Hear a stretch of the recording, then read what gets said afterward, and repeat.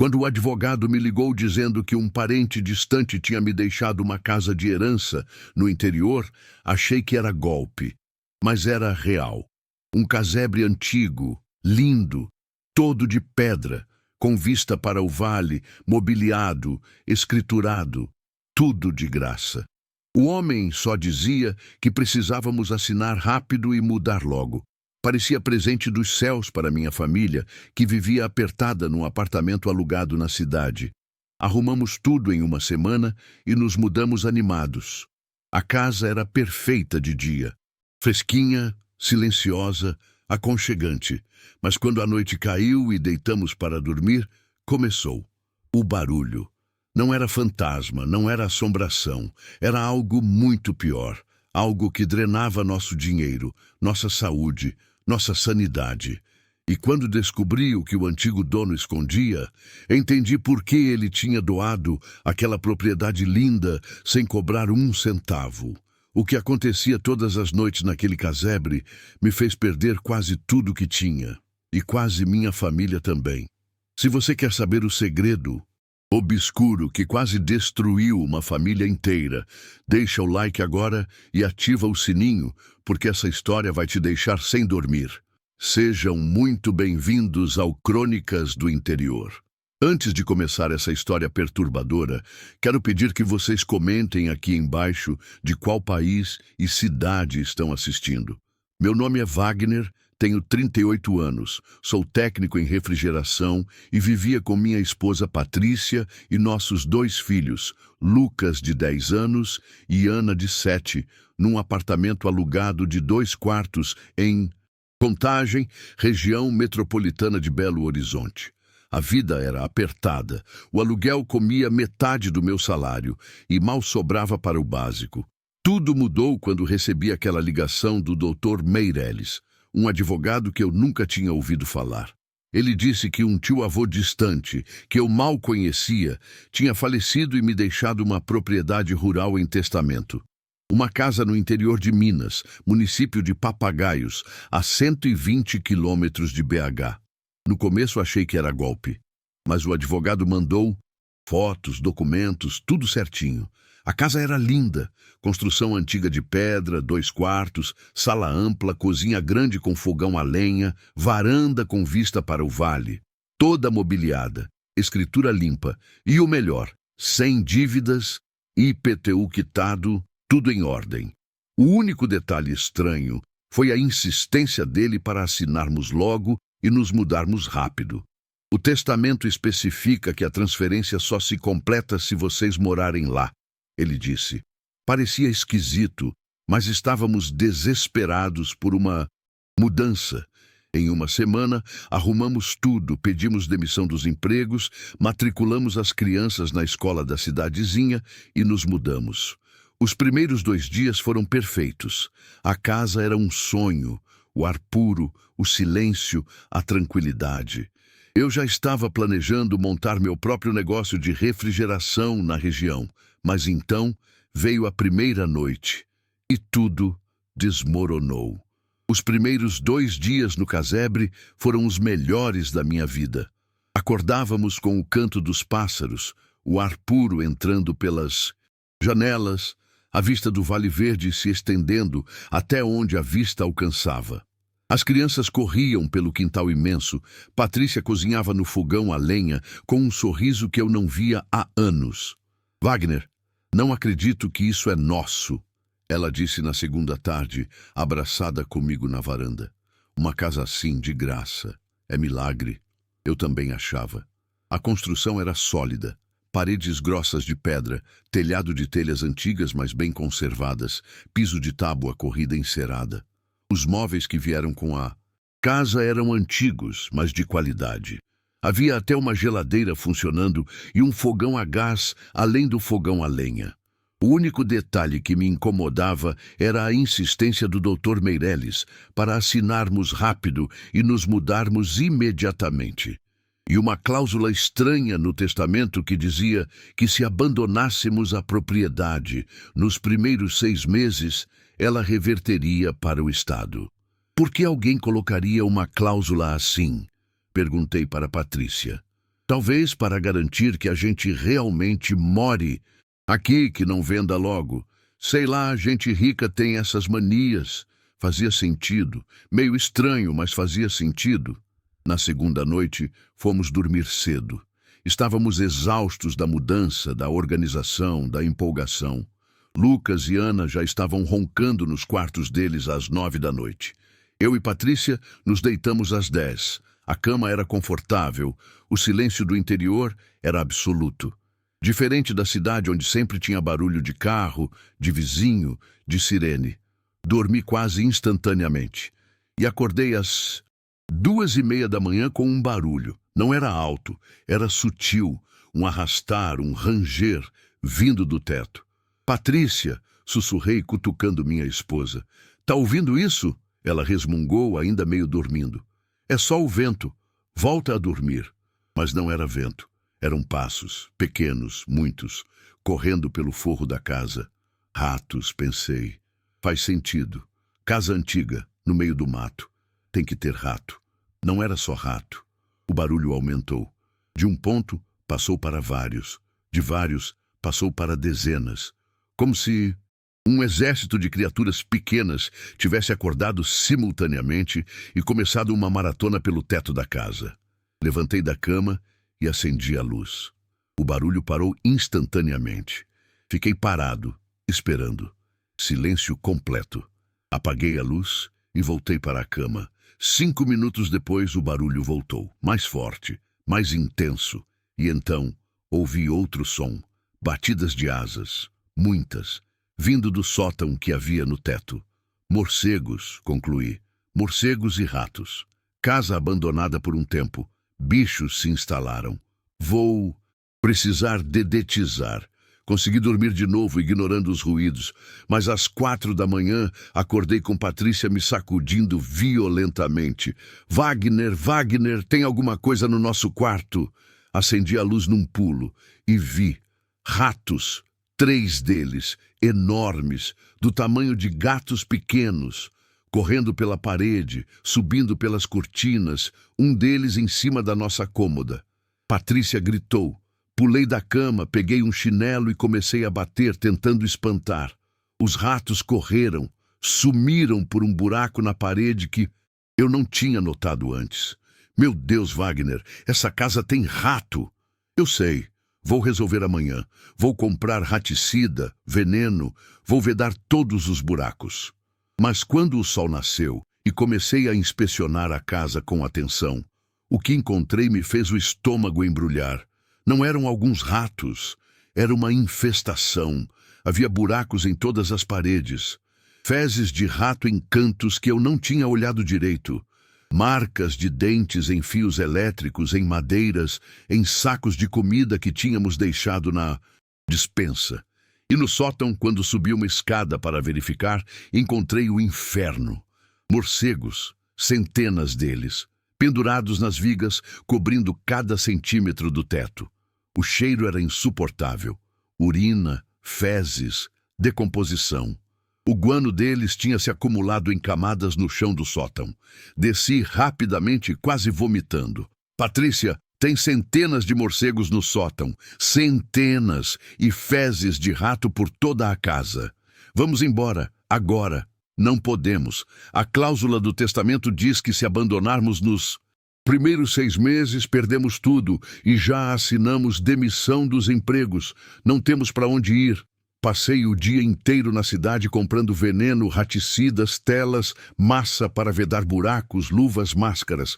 Gastei R$ 800, dinheiro que mal tínhamos. Trabalhei até de madrugada vedando cada buraco que encontrei.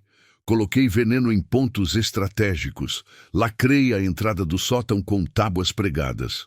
Na terceira noite, o barulho foi pior.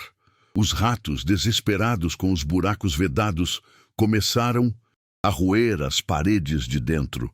O som era enlouquecedor. Dezenas de dentes afiados roendo madeira, gesso, qualquer coisa que estivesse no caminho. E os morcegos, presos no sótão sem conseguir sair, começaram a gritar. Não era o som que você ouve em filme.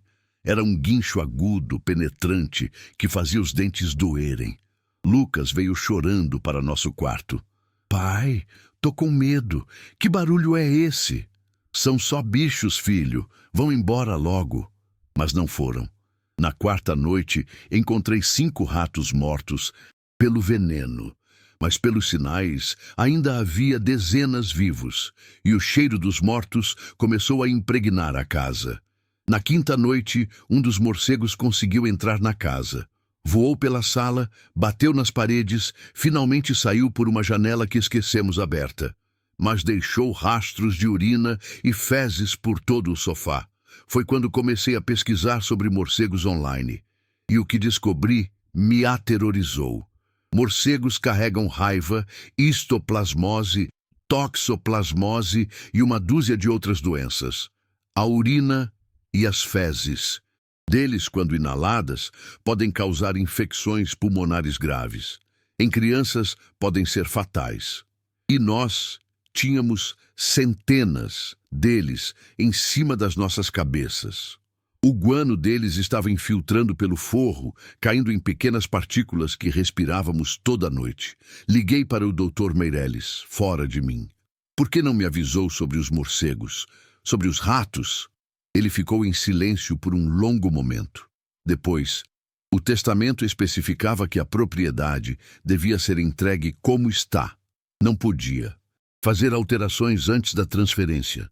Como está? A casa está infestada. É inabitável.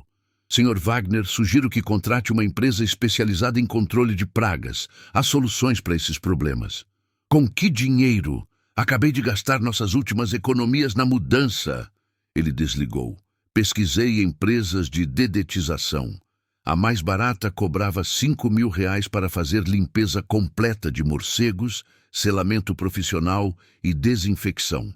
Mais 2.000 para controle de roedores. R$ 7.000. Não tínhamos nem metade disso. Na sexta noite, Ana acordou com febre alta. Levamos ela no posto de saúde da cidade. A médica, uma senhora de uns 60 anos, examinou ela e perguntou: "Vocês moram onde?" "No sítio do falecido senhor Augusto." "Herdamos." O rosto dela mudou. "Aquele sítio? Vocês se mudaram para lá?" "Sim." "Por quê?" "Porque ele tentou vender aquela propriedade por anos. Ninguém quis. Todo mundo sabe do problema dos morcegos. Ele gastou uma fortuna tentando resolver. Nunca conseguiu. No fim, a casa ficou inabitável. Ele mesmo foi morar na cidade. Meu sangue gelou. E ele nos deixou isso de herança?" "Aparentemente, sim." Ela olhou para Ana com preocupação. "Vou pedir exames para verificar se ela não contraiu histoplasmose. É uma infecção causada por fungo que cresce nas fezes de morcego. Pode ser grave em crianças." Voltamos para casa em silêncio. Patrícia chorava. Ana dormia no banco de trás, febril. E foi quando entendi. O tio-avô não tinha nos deixado um presente. Tinha nos deixado um fardo. Uma propriedade linda por fora, mas inabitável por dentro. E a cláusula do testamento nos prendia ali por 6 meses, tempo suficiente para assumirmos todos os custos, todos os problemas. Na 7ª noite, não consegui mais dormir. Fiquei sentado na sala, ouvindo o exército de ratos no teto, os gritos dos morcegos presos no sótão, e comecei a chorar. Tinha trazido minha família para um pesadelo. Sem dinheiro para consertar, sem poder sair, sem emprego para voltar. E o pior estava apenas começando. Os exames de Ana voltaram na 2ª semana. A médica nos chamou no consultório com uma expressão grave que fez meu estômago embrulhar. A Ana testou positivo para esporos de Histoplasma capsulatum no pulmão. É histoplasmose, uma infecção fúngica causada pela inalação de esporos que crescem em fezes de morcegos. Patrícia começou a chorar. Segurei a mão dela, tentando manter a compostura. "É grave?" consegui perguntar. "Em crianças pode ser. Precisa de tratamento com antifúngicos por pelo menos 3 meses. E ela não pode continuar exposta aos esporos. Vocês precisam sair daquela casa imediatamente ou fazer uma limpeza profissional completa." "Quanto custa o tratamento?" "O remédio é fornecido pelo SUS, mas o acompanhamento precisa ser semanal. E repito, ela não pode ficar naquele ambiente. Voltamos para casa em silêncio. Ana dormia no banco de trás, ainda febril mesmo com o remédio. Lucas estava calado, assustado, percebendo que algo estava muito errado. Naquela noite sentei com Patrícia na cozinha depois das crianças dormirem. Precisamos sair, ela disse, a voz firme, mas os olhos vermelhos de chorar. E ir para onde? Com que dinheiro? Gastamos tudo na mudança. Não temos emprego. E se sairmos agora, perdemos a casa e ficamos sem nada. Melhor sem nada que com nossa filha doente. Eu sei! Bati a mão na mesa frustrado. Mas me dá um tempo. Deixa eu tentar resolver. Vou achar um jeito. No dia seguinte, comecei a procurar trabalho na cidade. Papagaios era pequena, mas tinha algumas oficinas, lojas, um frigorífico. Ofereci meus serviços como técnico em refrigeração em todos. A resposta era sempre a mesma. Não está contratando no momento. Talvez no mês que vem. Deixa teu contato, a gente liga. Ninguém ligou. Foi numa dessas andanças que encontrei seu Geraldo, um senhor de uns 70 anos que tinha uma pequena oficina mecânica. Ele me recebeu com um café e quando mencionei onde estava morando, o rosto dele mudou. O sítio do Augusto? Você herdou aquilo? Sim, conhecia ele? Seu Geraldo soltou uma risada amarga. Conhecia? Pobre coitado. Aquele homem se arruinou tentando consertar aquela casa. Me conta, por favor. Preciso entender o que estou enfrentando. Ele se acomodou na cadeira e começou. Augusto comprou aquele sítio nos anos 80. Casa linda, construção antiga, tudo certinho. Morou lá feliz por uns 10 anos. Daí começaram os morcegos. No começo era pouco, ele ignorou. Mas os bichos se reproduzem rápido. Em 2 anos tinha centenas. Ele tomou um gole de café antes de continuar. Ele contratou a primeira empresa de dedetização em 1995. Gastou uns R$3.000 na época. Dinheiro grande. Fizeram limpeza, selaram tudo, puseram tela. Funcionou por 6 meses. Daí os morcegos voltaram, acharam outra entrada. E ele contratou de novo? Contratou. 3 vezes ao longo de 5 anos. Gastou mais de R$15.000 no total. Mas é que nem enxugar gelo, rapaz. Aquela casa foi construída em cima de uma caverna natural. Tem fendas na rocha embaixo que vão dar direto no sótão. Os morcegos vêm de dentro da terra. Não tem como selar. Senti o mundo desabar. Uma caverna? Embaixo da casa? Isso. É por isso que ninguém da região quis comprar quando ele tentou vender. Todo mundo sabe. A casa é linda, mas é inabitável. Os morcegos sempre voltam. E os ratos? Ah, os ratos vieram depois. Se alimentam das frutas que os morcegos deixam cair, das fezes, de tudo. Onde tem morcego, tem rato. É um ciclo. Por que ele não demoliu e construiu em outro lugar do terreno? Porque não tinha mais dinheiro. Gastou tudo tentando consertar. No fim foi morar na cidade. Deixou a casa abandonada. Ouvi dizer que ele ficou doente também. Acho que foi dessas coisas de fungo de morcego. Voltei para casa destruído. Uma caverna embaixo da casa. Fendas impossíveis de selar. Um problema sem solução. Naquela noite as crianças não conseguiram dormir. Os ruídos estavam piores que nunca. Parecia que todo o exército de roedores e morcegos tinha decidido fazer festa no nosso teto. Lucas veio para nosso quarto pálido. Pai, tem um rato no meu quarto. Ele subiu na minha cama. Foi a gota d'água para Patrícia. Chega, chega. Vamos embora agora. Para onde? Qualquer lugar. A casa da minha irmã, um hotel, a rua, qualquer lugar menos aqui. Amor, a cláusula. Dane-se a cláusula.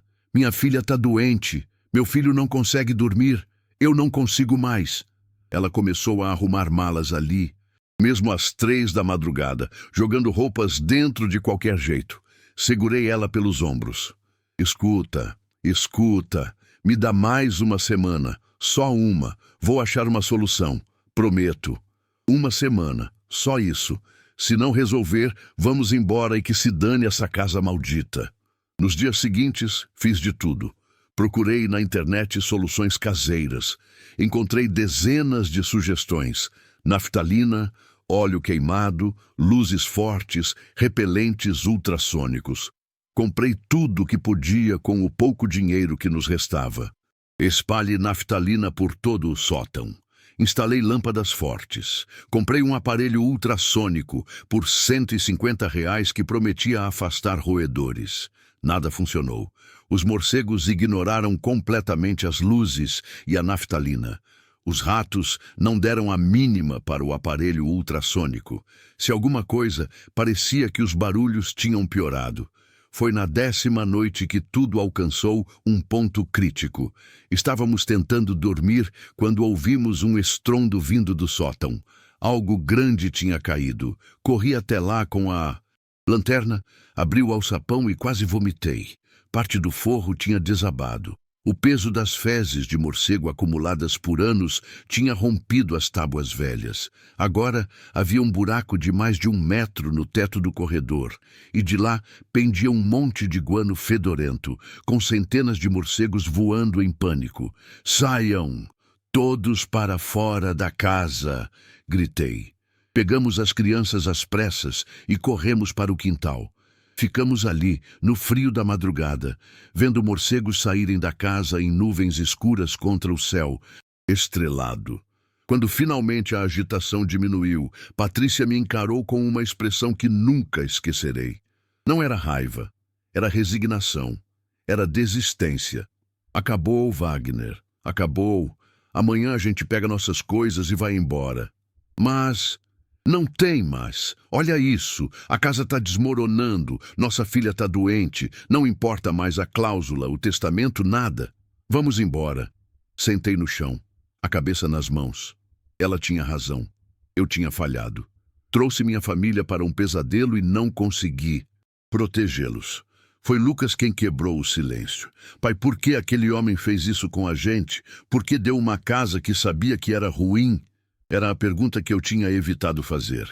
Por quê? Se Augusto sabia dos problemas, sabia dos gastos, sabia do sofrimento, por que fazer isso com familiares distantes que nunca lhe fizeram mal? "Não sei, filho, não sei." Mas eu ia descobrir, porque antes de ir embora, eu precisava de respostas. No dia seguinte, procurei o Dr. Meirelles pessoalmente no escritório dele, em Belo Horizonte. Dirigi os 120 quilômetros com o pouco combustível que tinha, determinado a ter essa conversa. Entrei no escritório sem marcar horário. A secretária tentou me barrar, mas passei direto até a sala dele. "Senhor Wagner, não pode entrar assim." "Por que ele fez isso?" interrompi, encarando o advogado que estava sentado atrás de uma mesa cara demais. "Por que Augusto nos deu aquela casa sabendo dos problemas?" Dr. Meirelles suspirou, como se estivesse esperando por aquela visita. "Sente-se." "Não quero sentar, quero respostas." "Então vai ouvir de pé." Ele se recostou na cadeira, os dedos entrelaçados. Augusto não era seu tio-avô, era um desconhecido completo. Meu cérebro demorou segundos para processar. O quê? Ele não tinha família, nenhuma. Morreu sozinho, sem herdeiros, mas tinha aquela propriedade. E sabia que não podia simplesmente abandoná-la ou vender. Ninguém ia querer. Então ele criou um plano. Que plano? Pesquisou famílias em situação financeira difícil na região metropolitana. Famílias com crianças, presas em aluguéis caros, e inventou um parentesco falso. Pagou para eu te contactar como se fosse herança legítima. Pagou para eu falsificar documentos de parentesco. O chão sumiu sob meus pés. Você está dizendo que isso foi um golpe? Que ele me escolheu de propósito para o quê? Passar o problema adiante? Não exatamente. Dr. Meirelles se levantou, foi até a janela. O Augusto era um homem amargurado. Gastou tudo que tinha tentando consertar aquela casa. Se arruinou. Ficou doente com essas doenças dos morcegos e culpou a casa por tudo. No fim, queria vingança, eu acho. Contra a própria propriedade. Contra o mundo. Então, bolou esse plano de passar o problema para outra família, fazer outra pessoa sofrer o que ele sofreu. E você aceitou fazer parte disso? Você? Ele me pagou R$ 50.000 e tecnicamente não é ilegal. A propriedade existe, a transferência é válida. Você assinou tudo de livre vontade, baseado em mentiras, mentiras que você não pode provar. Os documentos estão todos corretos, registrados em cartório.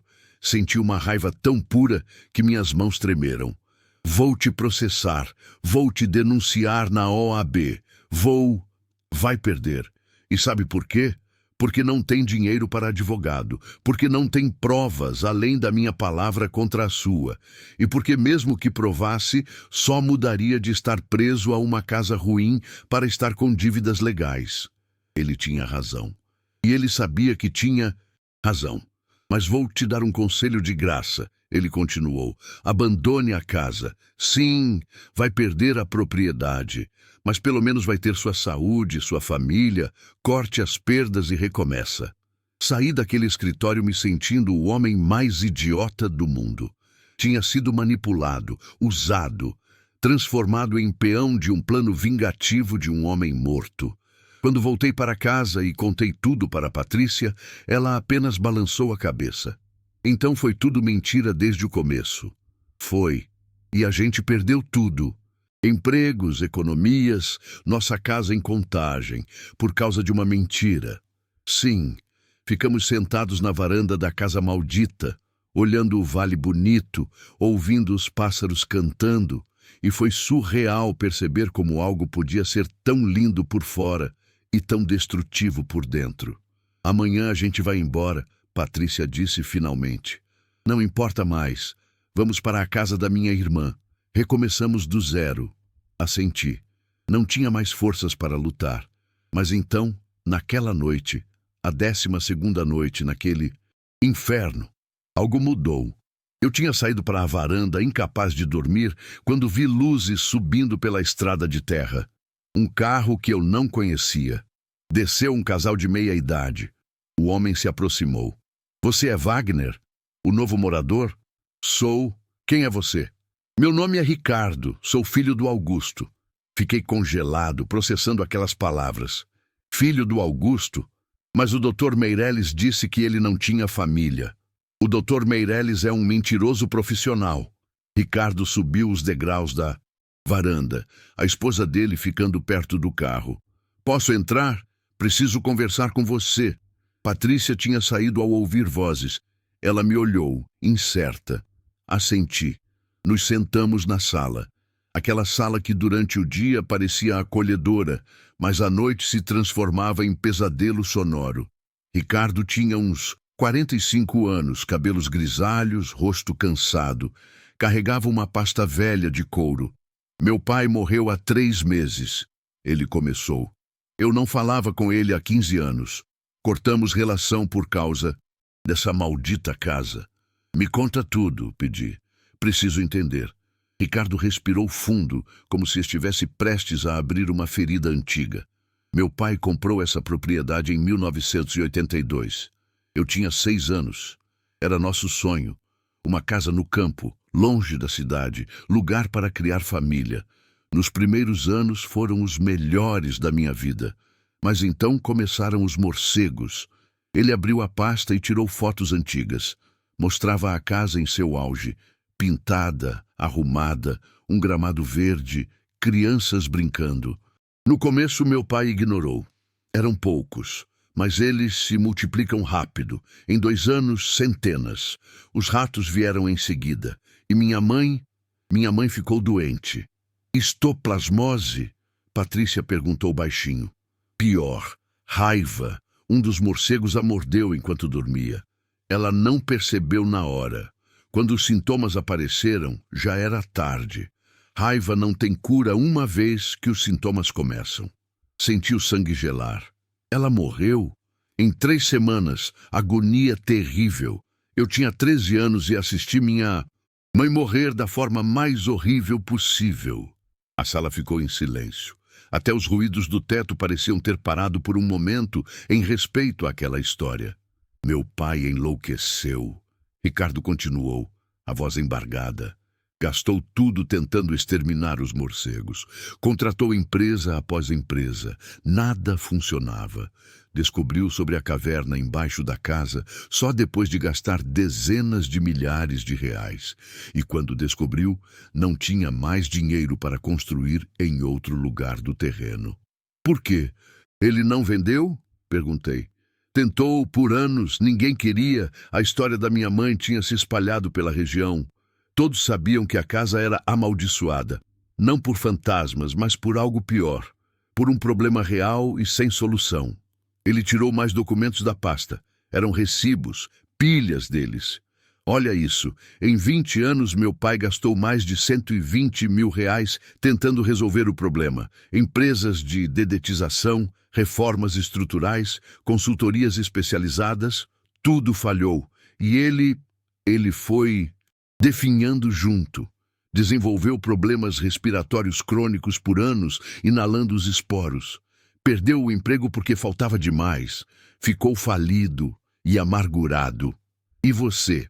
Por que cortou relação? Ricardo fechou os olhos. Porque ele começou a ficar obcecado. Parou de viver. Só pensava na casa, nos morcegos, em como tinha perdido tudo. Virou um homem amargo, raivoso. Quando fiz 18 anos e saí de casa, ele me culpou por abandoná-lo. Brigamos feio, nunca mais nos falamos. Até que ele morreu.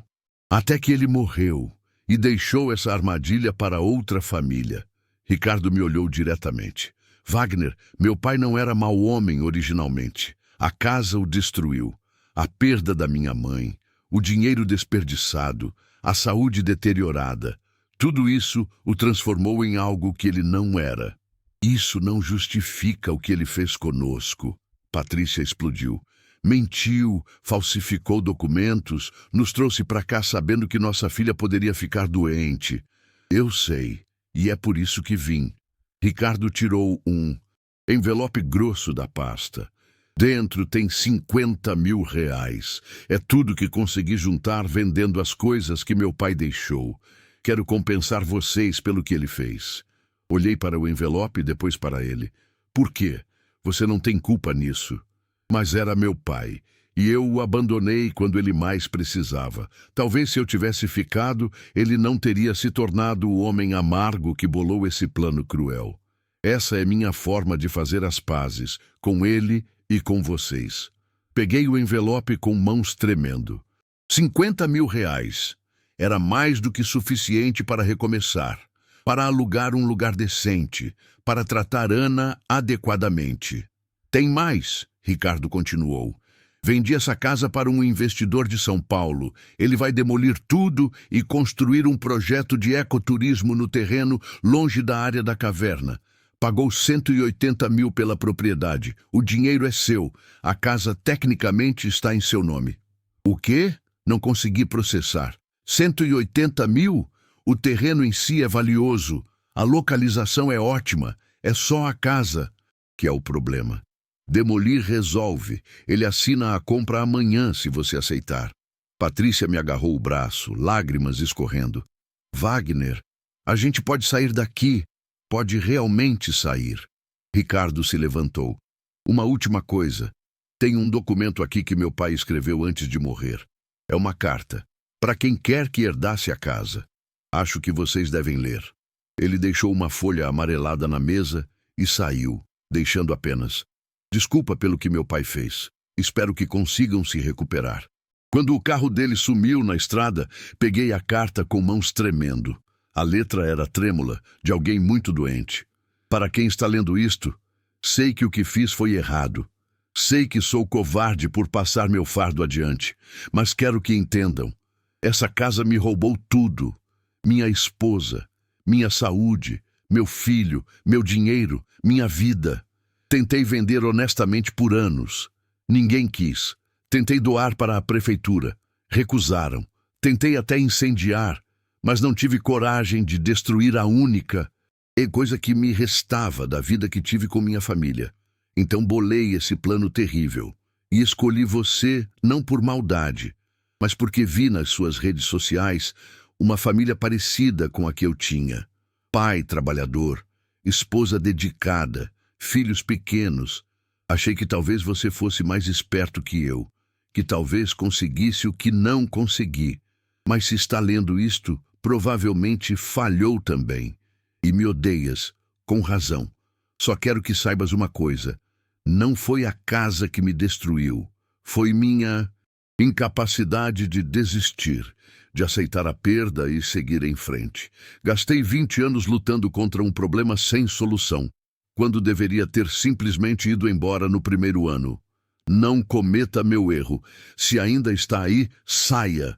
Não importa o custo. A propriedade não vale sua saúde, não vale sua família, não vale sua sanidade. Essa é minha última lição, aprendida tarde demais. Alguns problemas não têm solução, e a sabedoria está em reconhecer isso e seguir em frente. Augusto. Terminei de ler com lágrimas nos olhos. Não eram lágrimas de raiva, eram de compreensão. Daquele homem quebrado que tinha se tornado monstro, não por maldade, mas por dor. Patrícia leu por cima do meu ombro. Quando terminou, ela apenas sussurrou: "Vamos embora. Amanhã mesmo." Naquela última noite na casa, os barulhos eram os mesmos. Ratos correndo, morcegos gritando, madeira rangendo. Mas agora eu entendia. Não eram sons de maldição, eram sons de natureza, simplesmente sendo natureza, num lugar onde humanos não deviam estar. De manhã, Ricardo voltou com o comprador. Assinamos todos os papéis. Recebi o cheque de R$180 mil.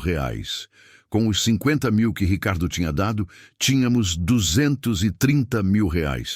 Mais dinheiro do que eu tinha visto na vida. "O que vai fazer?" Ricardo perguntou antes de irmos embora. "Voltar para BH. Alugar uma casa decente, abrir meu próprio negócio de refrigeração, garantir que Ana se trate adequadamente, reconstruir." Ele sorriu. Meu pai teria gostado de saber que pelo menos uma família conseguiu escapar dessa armadilha dele. Carregamos nossas poucas coisas no carro. As crianças entraram animadas. Ana já estava melhor com o tratamento. Lucas sorria pela primeira vez em semanas. Antes de ligar o motor, olhei uma última vez para a casa. Linda por fora, mortal por dentro, uma metáfora perfeita para coisas bonitas que destroem. "Pai", Lucas chamou do banco de trás. "A gente nunca mais volta aqui, né?" "Nunca mais, filho. Essa parte da nossa vida acabou." Dirigi pela estrada de terra, deixando aquele casebre para trás. No retrovisor, vi Ricardo e o investidor conversando, apontando para diferentes partes do terreno. Em alguns meses, tudo seria demolido. A casa que tinha destruído 2 famílias finalmente deixaria de existir. 3 meses depois, estávamos estabelecidos num apartamento alugado confortável em BH. Ana tinha completado o tratamento e estava curada. Lucas estava de volta à sua escola antiga, feliz com os amigos. Patrícia tinha conseguido emprego numa escola como professora. E eu tinha aberto minha oficina de refrigeração, usando parte do dinheiro da venda. Mas o mais importante não era o dinheiro ou a estabilidade. Era a lição. Encontrei Ricardo algumas vezes. Nos tornamos amigos improváveis, unidos pela experiência compartilhada daquela casa maldita. Uma vez, tomando cerveja num bar, ele me disse: "Sabe o que percebi? Meu pai gastou 20 anos tentando vencer um problema que não podia ser vencido. E isso o destruiu. Mas você desistiu em 2 semanas e se salvou." Não desisti, aceitei a realidade. É a mesma coisa. E a sabedoria que meu pai nunca teve. Hoje, quando conto essa história, as pessoas não acreditam. Acham que é exagero. Como uma casa pode destruir uma vida assim? Mas pode. Não por ser mal assombrada, não por ter demônios ou fantasmas, mas por ser simplesmente um problema caro demais, perigoso demais, impossível demais, e por ter um dono teimoso demais para aceitar isso. A verdadeira maldição daquela casa não eram os morcegos ou os ratos. Era o que fazia com as pessoas. Transformava a esperança em obsessão, investimento em armadilha, persistência em teimosia destrutiva. Augusto perdeu sua esposa, seu filho, 20 anos de vida e sua humanidade naquela casa. E quase me fez perder minha família também, mas aprendi a lição que ele escreveu tarde demais. Alguns problemas não têm solução. E a verdadeira sabedoria não é lutar até a morte. É saber quando seguir em frente. 6 meses depois de deixarmos aquele casebre maldito, recebi uma ligação de Ricardo. Sua voz soava diferente, mais leve, menos carregada. Wagner, você precisa vir ver uma coisa. O investidor terminou a demolição. Tem algo que você deveria ver. Hesitei. Não queria voltar àquele lugar, nem de longe. As memórias ainda eram frescas demais. O barulho dos ratos, os gritos dos morcegos, o cheiro de guano, Ana com febre alta. Patrícia teve pesadelos por meses. Lucas ainda se assustava com qualquer barulho à noite. Não sei se é boa ideia, respondi. Confie em mim, vai trazer fechamento. Então fui. Sozinho, dirigi os 120 quilômetros até Papagaios, numa manhã de sábado ensolarada. Quando cheguei ao terreno, quase não reconheci o lugar. A casa tinha sido completamente demolida.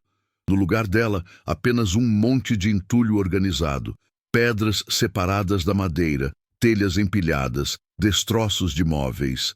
E no centro, onde ficava o sótão, um buraco enorme exposto. Ricardo estava lá, junto com um homem de uns 50 anos. O investidor, presumo.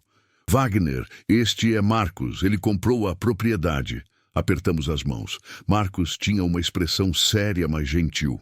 Quando Ricardo me vendeu o terreno, expliquei meu plano, Marcos começou. Eu construo resorts ecológicos, já fiz 7 pelo Brasil. E este lugar tem potencial incrível. A vista, a natureza, a localização. Mas precisava resolver o problema dos morcegos. Ele me levou até o buraco no chão. Era enorme, uns 4 metros de diâmetro, descendo pelo menos 10 metros na rocha. Esta é a caverna que causou tudo. Faz ligação com um sistema maior de cavernas subterrâneas que se estende por quilômetros. É por isso que nada funcionava. Não importava quantas entradas você selasse, os morcegos sempre achavam outro caminho vindo de baixo. Olhei para aquele abismo e senti um frio na espinha. Tínhamos dormido em cima daquilo por 2 semanas. Minha filha tinha respirado esporos de fungos que cresciam ali, literalmente construídos sobre uma colônia de morcegos. O que vai fazer com isso? Perguntei. Transformar em atração. Vou construir uma passarela de vidro sobre a caverna, com iluminação especial. Os morcegos continuam morando lá, mas agora em seu habitat natural, longe de estruturas humanas. E turistas podem observá-los de forma segura. A casa nova vai ser construída a 200 metros daqui, em solo firme. Era genial. Usar o problema como solução. Fazer da maldição uma atração. Queria que você visse isso, Ricardo disse, porque meu pai tentou por 20 anos destruir os morcegos, e você tentou por 2 semanas. Ambos falharam porque estavam lutando contra a natureza. Mas Marcos encontrou uma forma de trabalhar com ela. A lição estava clara. Alguns problemas não têm solução, apenas adaptação. Voltei para BH com uma sensação estranha de paz, como se um capítulo tivesse realmente se fechado. Nos meses seguintes, nossa vida continuou melhorando. A oficina de refrigeração estava prosperando. Tinha conseguido 3 contratos grandes com supermercados da região para manutenção de câmaras frias. O dinheiro entrava constante. Ana tinha se recuperado completamente da histoplasmose. Os exames de acompanhamento mostravam pulmões limpos, sem sequelas. A médica disse que tínhamos tido sorte. Pegamos cedo e tratamos adequadamente. Lucas voltou a dormir tranquilo. Não se assustava mais com ruídos noturnos. E começou a fazer terapia para processar o trauma daquelas semanas. O psicólogo disse que crianças são resilientes, mas que era importante não minimizar o que tinham vivido. Patrícia estava radiante. O emprego na escola a realizava. E pela primeira vez em anos, não estava estressada com dinheiro. Podíamos pagar as contas, fazer compras sem medo, até economizar um pouco. Mas a mudança mais profunda não era material, era mental, emocional. Eu tinha aprendido uma lição que muita gente leva a vida inteira para aprender. Não vale a pena lutar por coisas que nos destroem. Não importa o quão bonitas pareçam por fora. Aquela casa era linda. Realmente era. Tinha potencial para ser um lar dos sonhos. Mas o custo de realizá-la, dinheiro, saúde, sanidade, era alto demais. E Augusto tinha gasto 20 anos, toda a sua fortuna, sua esposa, seu relacionamento com o filho, tentando forçar algo que não podia funcionar. Eu poderia ter feito o mesmo. Poderia ter me prendido àquela cláusula do testamento, lutado por 6 meses, gastado os R$ 230 mil tentando consertar o inconsertável. E no fim, teria perdido tudo, inclusive minha família. Mas escolhi diferente. Escolhi desistir. E nesse caso, desistir foi sabedoria. Comecei a compartilhar essa história com amigos, conhecidos, clientes. No começo, com vergonha. Afinal, eu tinha caído num golpe. Mas logo percebi que as pessoas se identificavam. Nossa, eu tô preso num emprego assim, um cliente comentou. Parece ótimo por fora, mas me destrói por dentro. E fico porque tenho medo de largar. Meu casamento é essa casa, uma vizinha confessou. Bonito na aparência, mas me adoecendo aos poucos, e não sei como sair. Meu negócio é assim, outro empreendedor admitiu. Perco dinheiro todo mês, mas insisto porque investi muito. É meu sótão cheio de morcegos. A metáfora era universal. Todos temos nossos casebres lindos. Situações, relacionamentos, investimentos, sonhos que parecem perfeitos, mas nos destroem. E a armadilha é que quanto mais investimos neles, mais difícil fica desistir. É o que os economistas chamam de falácia do custo afundado.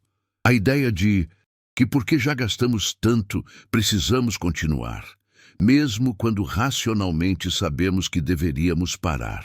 Augusto não conseguiu superar essa falácia. Gastou R$ 120 mil em 20 anos porque não conseguiu aceitar que os primeiros 3 mil tinham sido desperdiçados. Cada novo gasto era tentativa de justificar o anterior. E quase me prendeu na mesma armadilha. Mas tive sorte, ou sabedoria momentânea, de cortar as perdas antes que se tornassem irreversíveis. 1 ano após deixarmos a casa, Ricardo me convidou para a inauguração do resort. Marcos tinha trabalhado rápido. O lugar estava irreconhecível. Onde antes ficava o casebre, agora havia uma estrutura moderna de vidro e madeira.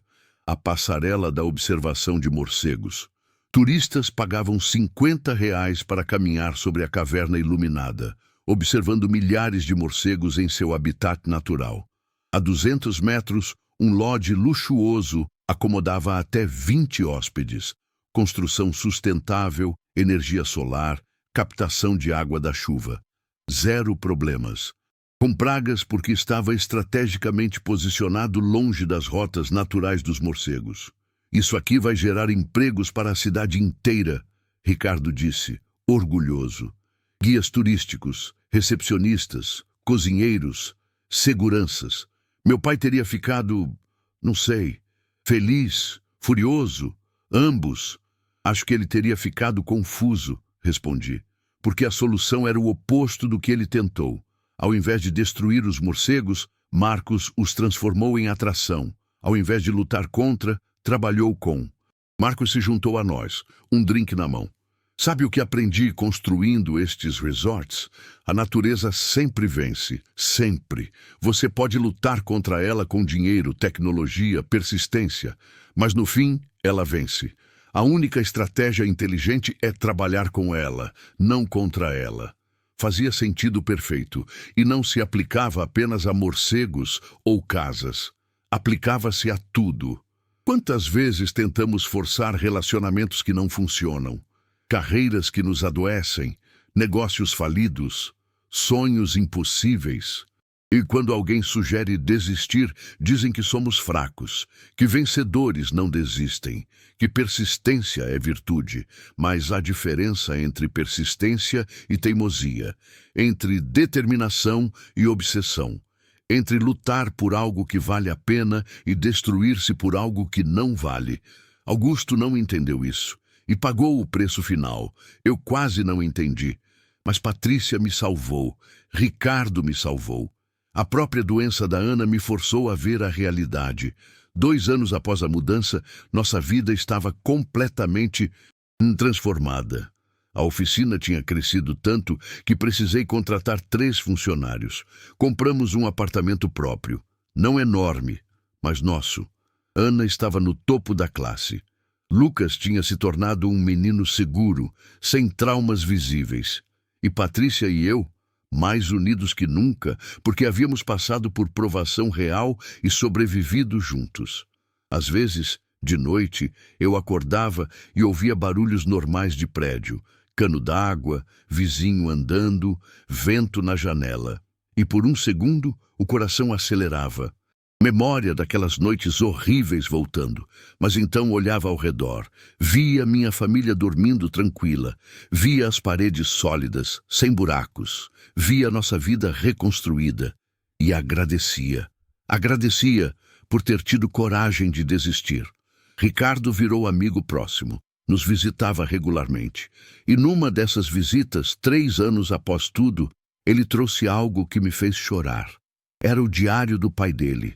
Páginas e páginas escritas ao longo de 20 anos, documentando cada tentativa frustrada de consertar a casa, cada esperança quebrada, cada centavo gasto. Quero que você tenha isso, Ricardo disse, para lembrar, para nunca esquecer a lição. Li o diário em uma noite. Era doloroso ver um homem lentamente perdendo a razão, tornando-se obcecado, sacrificando tudo. Família, saúde, felicidade, por uma casa. A última entrada, escrita dias antes de morrer, dizia apenas: venci os morcegos, agora eles vivem na minha cabeça. Gritam dia e noite. Não há paz, não há escape. A casa me derrotou. Ou eu me derrotei? Já não sei mais. Fechei o diário e segurei ele contra o peito, chorando por aquele homem que nunca conheci, mas que quase me destruiu também. Hoje, quando conto essa história, e conto frequentemente porque acho que precisa ser contada, sempre termino da mesma forma. Cuidado com seus casebres, cuidado com as coisas lindas por fora que te destroem por dentro, e principalmente, cuidado com sua teimosia, porque às vezes a maior coragem não está em persistir, está em desistir a tempo. O diário de Augusto fica na minha estante. Ao lado dele a foto da casa, linda, majestosa, mortal. Não para me lembrar da casa, mas para me lembrar da escolha. A escolha entre persistir até a destruição ou desistir a tempo de se salvar. Eu escolhi me salvar. Escolhi minha família, escolhi vida sobre orgulho. E essa foi a melhor escolha que já fiz. 5 anos se passaram desde que deixamos aquele casebre maldito. Hoje, olhando para trás, parece outra vida. Como se tivesse acontecido com outra pessoa. Mas as cicatrizes estão lá, não visíveis, mas profundas. Ana, agora com 12 anos, ainda pede para verificarmos se há bichinhos antes de dormir. Lucas, com 15, desenvolveu fobia de lugares escuros e fechados. Patrícia acorda ocasionalmente de madrugada, dizendo que ouviu barulhos no teto, mesmo morando no 5º andar de um prédio de concreto. E eu carrego o diário de Augusto para todos os lugares. Não para ler, já li centenas de vezes, mas para lembrar, para nunca esquecer a linha tênue entre persistência e autodestruição. A oficina de refrigeração se tornou uma empresa de médio porte. Hoje, temos 15 funcionários, 3 vans de serviço, contratos com redes de supermercados em 5 cidades. O dinheiro não é mais problema. Conseguimos fazer aquilo que nunca foi possível quando morávamos em Contagem. viver com dignidade, sem apertar. Mas o mais importante não foi o crescimento financeiro, foi o que aprendi sobre escolhas. Há 3 anos, recebi uma proposta para expandir para São Paulo. Era grande, dobrar o tamanho da empresa, lucros triplicados, realizar o potencial máximo do negócio. Como o investidor disse, o velho Wagner, aquele que sonhava com a casa perfeita no interior, teria aceitado sem pensar. Mas o novo Wagner, que tinha aprendido sobre casebres lindos, fez perguntas diferentes. Quanto tempo vou passar longe da família? Quanta paz vou perder? Quanto estresse vou ganhar? Vale a pena trocar tranquilidade por dinheiro? Recusei. O investidor ficou perplexo. Você está recusando uma oportunidade de ouro. Não, respondi. Estou recusando uma armadilha dourada. Aprendi a diferença. Ricardo se tornou mais que amigo. Se tornou irmão. Nos encontramos todo mês. E sempre visitamos o resort que Marcos construiu sobre a antiga propriedade. O lugar é surreal agora. A passarela de vidro sobre a caverna se tornou atração turística famosa. Turistas do Brasil inteiro vêm observar os milhares de morcegos em seu habitat natural. Há placas educativas explicando a importância ecológica dos morcegos, como são injustamente temidos, como na verdade são essenciais para o equilíbrio ambiental. E no centro da área de visitação há um memorial, uma placa de bronze com os nomes de Augusto e sua esposa. Embaixo, uma inscrição que Ricardo e eu escrevemos juntos. Em memória de Augusta e Augusto, que amaram esta terra, mas não souberam quando era hora de deixá-la ir. Que sua história ensine futuras gerações. Nem todo sonho deve ser perseguido até a autodestruição. Sabedoria está em saber quando parar.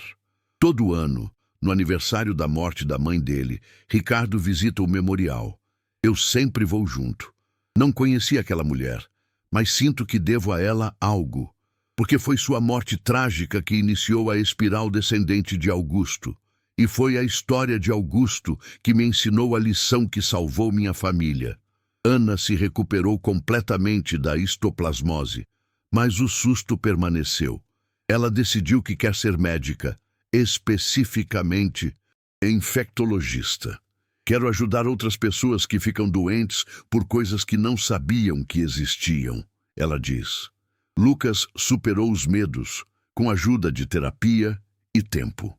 E, surpreendentemente, desenvolveu interesse por arquitetura sustentável.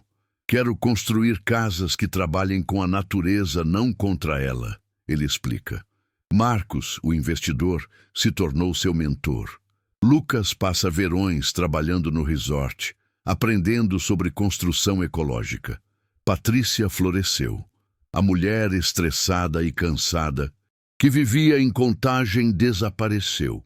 Em seu lugar, uma professora realizada, que voltou a estudar e agora faz mestrado em educação. Sabe, ela me disse outro dia, aquele casebre horrível nos deu um presente, nos forçou a reavaliar tudo.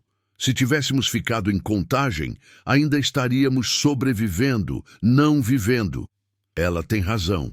O casebre foi armadilha, mas também foi catalisador. Nos forçou a fazer escolhas que nunca teríamos feito de outra forma. O Dr. Meirelles foi desbarrado da OAB 2 anos atrás, não por causa do nosso caso. Nunca consegui provar a falsificação, mas por outros golpes similares que ele aplicou, descobriram que ele tinha feito isso com pelo menos outras 5 famílias. Todas receberam propriedades com problemas graves e ocultos. Algumas conseguiram sair a tempo, como nós. Outras não tiveram tanta sorte. Uma família perdeu um filho de 4 anos para histoplasmose aguda. Outra ficou presa por anos numa propriedade com contaminação de solo por metais pesados, até adoecerem todos.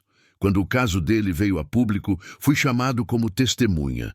Ver aquele homem de terno caro sendo levado algemado me deu uma satisfação sombria, mas também pena, porque ele, assim como Augusto, era vítima de sua própria ganância. O resort de Marcos emprega hoje 47 pessoas da região. Papagaios, aquela cidadezinha esquecida, agora aparece em guias turísticos. Venha ver a maior colônia de morcegos em habitat natural protegido de Minas Gerais. Os habitantes locais, que antes viam os morcegos como praga, agora os veem como recurso. É engraçado como perspectiva muda tudo. Os mesmos morcegos que destruíram Augusto agora sustentam dezenas de famílias. Não mudaram os morcegos. Mudou a abordagem humana. Na última visita ao resort, há 2 meses, aconteceu algo que me emocionou profundamente. Estávamos na passarela de vidro, observando os morcegos, quando um grupo de estudantes passou. Uma professora explicava: estes morcegos vivem aqui há centenas, talvez milhares de anos. No passado, humanos tentaram destruí-los porque construíram uma casa exatamente sobre a entrada da caverna deles. Gastaram fortunas, causaram sofrimento a si mesmos, mas nunca conseguiram, porque estavam lutando no lugar errado, da forma errada. Um aluno perguntou: e como resolveram? Não resolveram. Aceitaram. Construíram longe dos morcegos, transformaram a caverna em atração, e agora humanos e morcegos coexistem em paz. A lição: nem todo problema precisa ser destruído. Alguns precisam ser respeitados. Olhei para Ricardo. Ele estava chorando. Meu pai precisava ter ouvido isso há 20 anos, ele sussurrou. Abracei ele. Mas nós ouvimos e podemos passar adiante. Hoje coordeno um grupo de apoio online para pessoas presas em casebres. Não literalmente casas com morcegos, mas metaforicamente.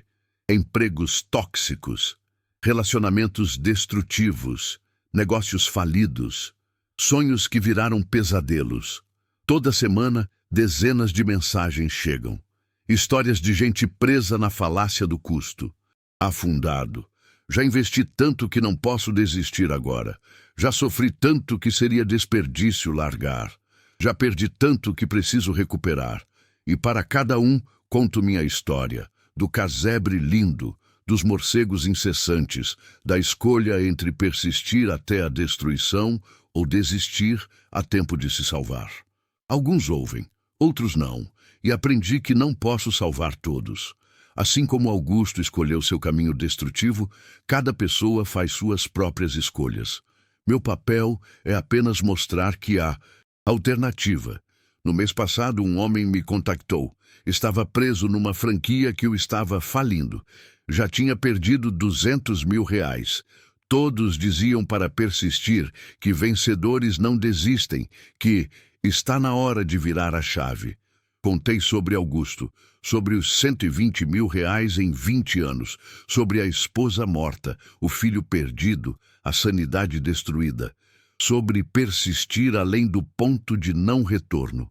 Uma semana depois, ele me ligou chorando. Fechei a franquia, declarei falência.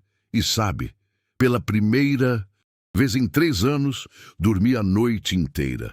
A pressão sumiu, perdi dinheiro, mas recuperei minha vida. Essas são as vitórias que importam agora. Não o tamanho da empresa, não o saldo bancário, mas quantas pessoas consegui ajudar a ver que desistir não é fracasso, é estratégia, é sabedoria, é sobrevivência. Ana, Lucas, Patrícia e eu jantamos juntos todo dia, sem exceção. É regra da casa. E sempre antes de comer fazemos nossa pequena tradição, pelo que somos gratos hoje, e sempre, pelo menos uma vez por semana, alguém responde, por termos saído daquele casebre a tempo. É nosso lembrete, nossa âncora, nossa forma de nunca esquecer que estivemos na beira do abismo e escolhemos recuar.